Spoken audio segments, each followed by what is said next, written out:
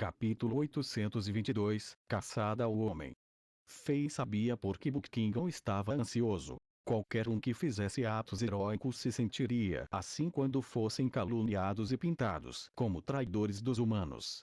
Fei não perguntou para onde Buckingham foi esta tarde.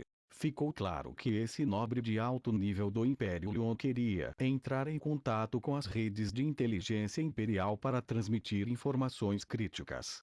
Infelizmente, parecia que Buckingham não poderia se redimir e ser aceito pela família real de Lyon, a menos que a verdade fosse revelada.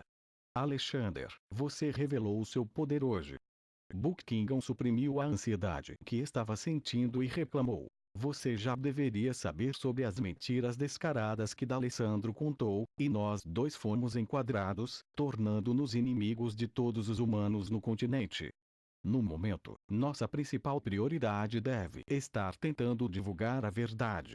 O fato de você ter exposto nossa trilha atrairá a atenção de algumas pessoas e trará problemas desnecessários para nós. Não é sensato. Fei sorriu e respondeu: eu fiz isso intencionalmente.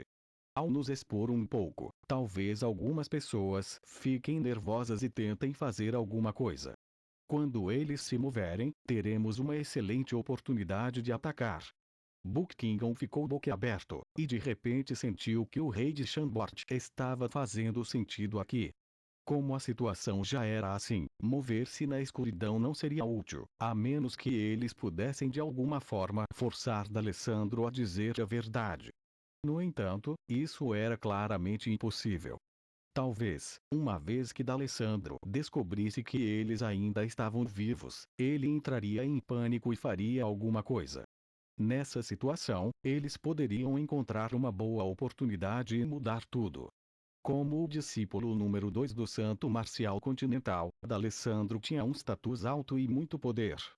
No entanto, este homem também era cruel.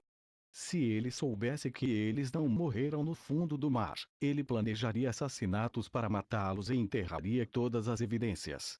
No entanto, como o rei de Chambord poderia até derrotar o deus maligno da tribo do mar, Buckingham não estava preocupado com a segurança deles.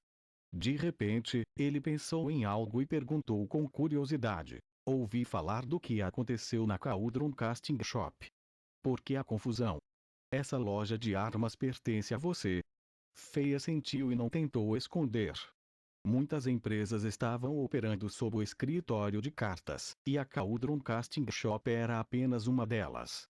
Como a Cauldron Casting Shop não era uma cadeia de lojas, ninguém conseguiu rastrear os antecedentes da Cauldron Casting Shop e encontrar outras organizações.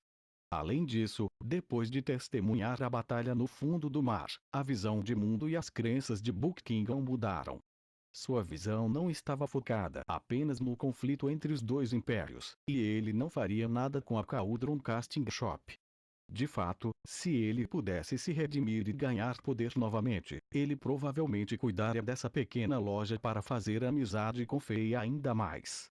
Depois que os dois se comunicaram e trocaram as informações que obtiveram à tarde, fizeram planos e voltaram para seus próprios quartos para descansar.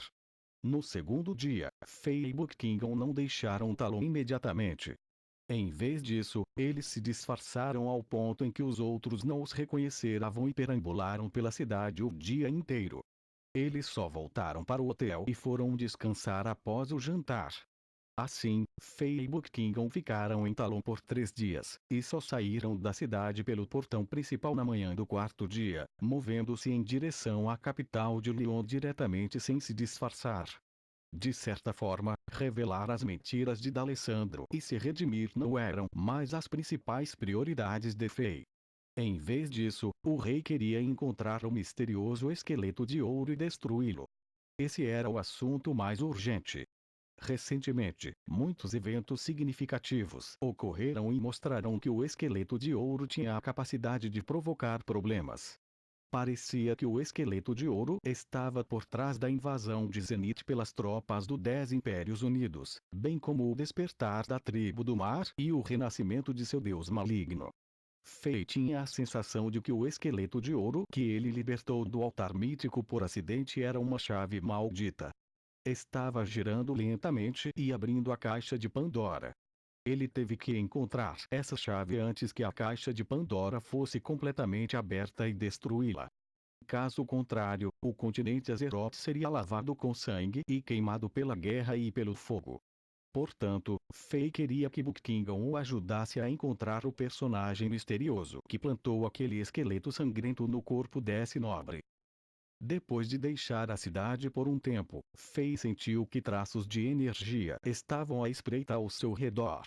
Ele tinha certeza de que algumas pessoas estavam seguindo e monitorando-os silenciosamente.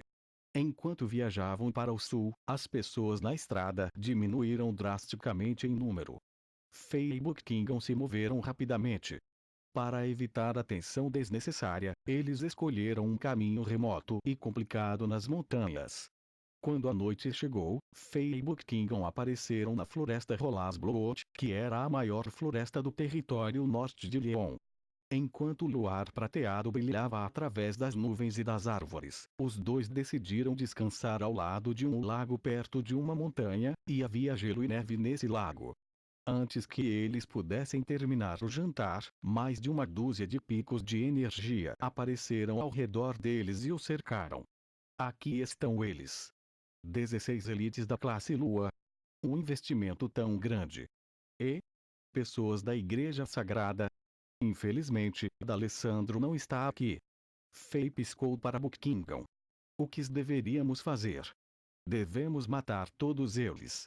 Book Kingdom franziu o senho, mostrando que não estava de bom humor. Isso não parece uma boa ideia, pois estaremos matando muitas pessoas. Se matarmos demais, mesmo se nos redimirmos mais tarde, teremos muitos inimigos.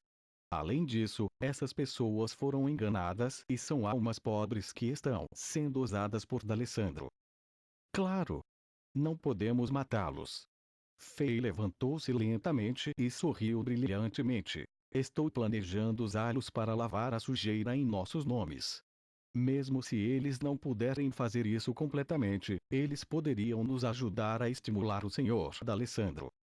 Book Kingdom assentiu e se sentiu um pouco aliviado. Ele ficou famoso em tenra idade, e ele esteve em status elevado por um longo tempo. Ele liderou tropas e obteve um histórico brilhante. Além disso, ele era um poderoso guerreiro e uma pessoa muito decisiva. No entanto, ele sentiu que não estava no nível do rei de Chambord e subconscientemente levou as ideias e pensamentos de Faye em sua mente. Nesse momento, uma luz mágica chique subitamente disparou para o céu e se uniu. Então, uma energia mística permeava o ar, e uma esfera gigante de energia branca e pálida apareceu, envolvendo completamente Faye Book Kingdom, assim como as árvores e o lago. Esta era uma poderosa matriz mágica de selamento. A matriz de formação foi construída. Não precisamos nos preocupar com a fuga desses traidores sem vergonha. Vamos subir e matar esses dois traidores aqui e agora.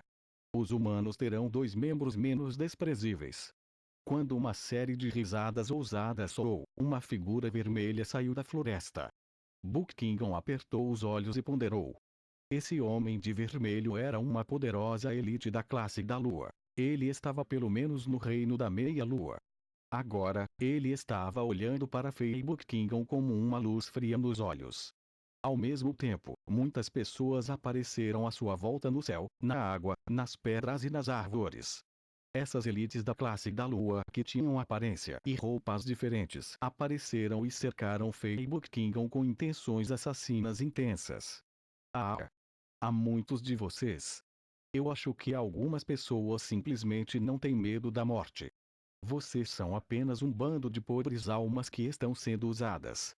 Gostaria de saber quantos de vocês conseguiriam sair vivos.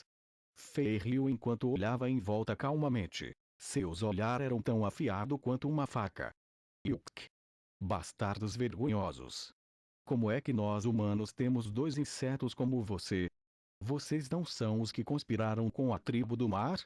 Hoje, vamos cortar você e transformar em pasta de carne e alimentar os peixes no oceano. Alguém gritou para Faye com um sorriso frio e olhos zangados.